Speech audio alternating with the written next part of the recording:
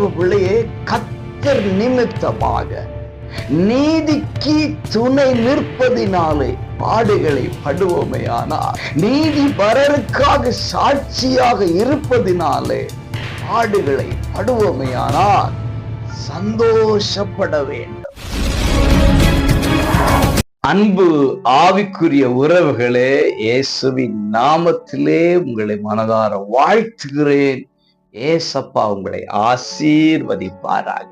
கொலோசியர் 1:24 அனுபவிக்கிற பாடுகளில் சந்தோஷம் அடைந்து துக்கம் எப்படி கண்ணீரை வரவழைக்குமோ,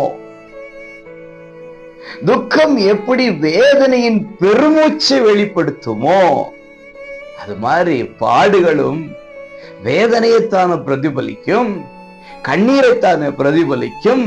ஆனால் பவுலடியார் சொல்லுகிறார், அனுபவிக்கிற பாடுகள் சந்தோஷத்தை கொடுக்கிறதா. கர்த்தர் நிமித்தமாக நாம் பாடுகளை படுவோமையானால், நீதிக்கு துணை நிற்பதினாலே பாடுகளை படுவோமையானால் சந்தோஷப்பட வேண்டும்.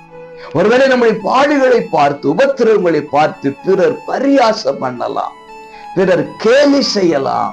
ஆனால் செய்யறவங்க செய்யட்டும், நம்ம சொல்லணும், இது என் ஆண்டவருக்காக படுகிற பாடுகள், இந்த அனுபவங்கள் என் ஆண்டவருக்காக, ஆகவே அவருக்காக என்கிற ஒரு சந்தோஷம் நமக்கு வறுமையானால், அந்த பாடுகளிலே, துக்கங்களிலே, வேதனைகளிலே, இழப்புகளிலே அவர் நமக்கு உதவி செய்ய வல்லமையுள்ளவராய் இருக்கிறார். இன்றைக்கு உங்கள் பாடுகளை குறித்து கவலைப்படாதீங்க.